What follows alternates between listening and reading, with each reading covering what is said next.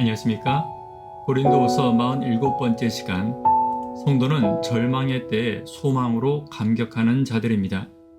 성도는 절망의 때에 소망으로 감격하는 자들입니다.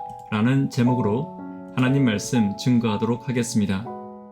본문의 말씀 고린도후서 6장 11절부터 있는 말씀 함께 읽습니다. 고린도인들이여, 너희를 향하여 우리의 입이 열리고 우리의 마음이 넓었으니 너희가 우리 안에서 좁아진 것이 아니라 오직 너희 심정에서 좁아진 것이니라. 내가 자녀에게 말하듯 하노니 보답하는 양으로 너희도 마음을 넓히라. 바울이 편지에서 직접 독자들을 부르는 경우는 매우 드문 형태입니다. 그러나 11절에서는 직접적으로 독자들을 부르고 있습니다.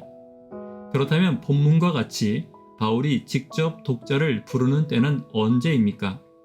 대부분 신약 성경에서 지금과 같이 매우 격한 감정을 나타낼 때 바울은 독자들을 직접 부르고 있습니다. 갈라디아서와 빌립보서에 각각 가슴 아픈 상황과 매우 큰 기쁨으로 인해 바울은 독자들을 불렀습니다. 그렇다면 지금 고린도후서에서 바울이 독자들을 부르고 있는 것은 어떤 이유입니까?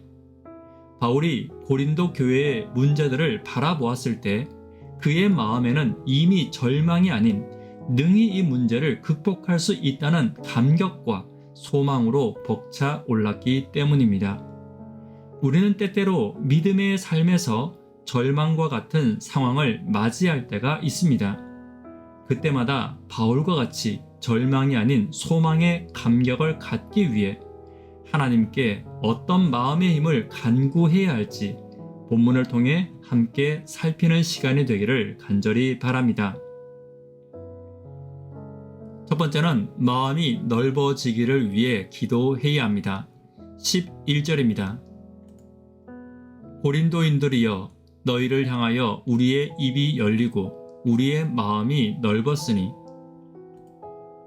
바울은 고린도 성도들을 향하여 입이 열리고 마음이 넓어졌음을 이야기하고 있습니다. 입이 열렸다는 말은 숨김없이 모든 것을 말하는 관계를 말합니다. 고린도 교인들과의 관계가 진실되고 공개적이었음을 말하고 있는 것입니다. 그리고 마음이 넓다는 말은 숨김없이 모든 것을 말하는 관계 속에서 모든 것을 다 품고 받아들이는 자세를 바울과 성도들이 가지고 있음을 말하는 것입니다. 이 두 가지는 교회를 섬기는 자들이 관계 속에서 반드시 가져야 할 품성이며 기도 제목입니다. 누구에게라도 마음을 터놓기 위해서는 내가 말하는 그 사람의 마음이 진실되고 넓어야 합니다. 교회 안에서 마음을 나눌 수 있는 사람이 없는 이유가 있다면 마음이 넓고 진실된 사람이 없기 때문입니다. 바꿔 말하면 사람들이 나에게 마음을 터놓지 못하는 이유와 사람들과 내가 바울과 같이 진실한 관계를 가지지 못하는 이유는 내 마음이 넓지 못하고 내 태도가 진실하지 못하기 때문입니다. 오늘 우리의 교회가 문제가 있을지라도 소망을 바라보는 교회가 되기 위해서는 반드시 내 마음이 넓어지고 진실된 관계를 먼저 회복해야 함을 잊지 않고 기도하는 저와 여러분 되기를 간절히 바랍니다. 두 번째는 좁아진 마음의 이유를 위해 기도해야 합니다. 12절입니다. 너희가 우리 안에서 좁아진 것이 아니라 오직 너희 심정에서 좁아진 것이니라. 본문을 보면 고린도 성도들과 바울의 관계가 어려웠음을 이야기하고 있습니다.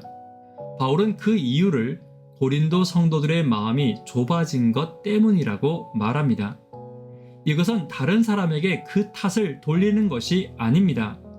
현재 고린도 성도들이 거짓 교사들의 이야기와 성도들 사이에 선동하는 자들과 관계를 해치는 이야기를 하는 자들과 거짓된 추측과 소문을 만들어내는 자들로 인해 성도들의 마음이 좁아졌음을 경고하고 있는 것입니다. 우리는 죄인입니다. 그렇기에 악한 소문을 만들어낼 수 있고 또 악한 거짓된 이야기에 귀를 기울일 수도 있습니다. 그렇기에 내 연약함을 알고 내 연약함을 담당하시는 성령께 더 많이 기도해야 합니다. 기도하지 않고 맡기지 않는다면 누구라도 악한 소문을 만들어낼 수 있고 거짓 이야기에 귀를 기울일 수 있는 것입니다. 오늘 교회와 가정에서 우리의 마음이 좁아진 이유가 분명히 있습니다. 거짓 교사들을 내가 바꾸지는 못합니다. 소문을 만들어내는 자들도 내가 바꾸지 못하지만 그들을 위해 우리는 기도해야 합니다. 또한 그들이 만들어내는 악한 이야기로부터 나를 지키고 교회를 지키고 가정을 지키기 위해 성령께 간절히 기도하는 저와 여러분 되기를 간절히 바랍니다. 세 번째는 사랑의 태도를 잃지 않아야 합니다. 13절입니다. 내가 자녀에게 말하듯 하노니 보답하는 양으로 너희도 마음을 넓히라. 우리는 누군가에게 함부로 자녀에게 말하듯 말해서는 안 됩니다. 여기서 말하는 자녀에게라는 것은 자녀에게 대하듯 함부로 아랫사람처럼 대하거나 편안하게 말하는 것이 아닙니다. 많은 부분 교회에서 오히려 이러한 가부장적 태도와 가정에서의 성숙하지 못한 부모가 자녀를 대하듯 성도들을 대하는 태도로 인해 문제가 생기는 경우가 많이 있습니다. 그러나 바울이 말하는 자녀에게 말하듯 말하는 것은 내가 보일 수 있는 최고의 사랑과 존중의 태도를 말하는 것입니다. 사람이 가장 사랑하는 존재가 자녀입니다. 그 자녀를 대하듯 끊임없이 용서하고 마음을 넓게 가지는 태도로 사랑과 존중과 이해의 마음을 담고 대하고 말하는 것입니다. 우리에게 이런 부모의 사랑을 가진 성도가 단 한 사람이라도 있다면 그 교회는 예수님이 계신 교회가 될 것입니다. 그리고 그 사랑을 나타내거나 자랑하는 것이 아닌 더 사랑하기 위해 노력하는 태도를 가지는 것이 부모로서 성도를 대하는 자들의 태도입니다. 바울의 성도들을 향한 부모로서의 태도가 오늘 우리의 모본이 될 수 있습니다.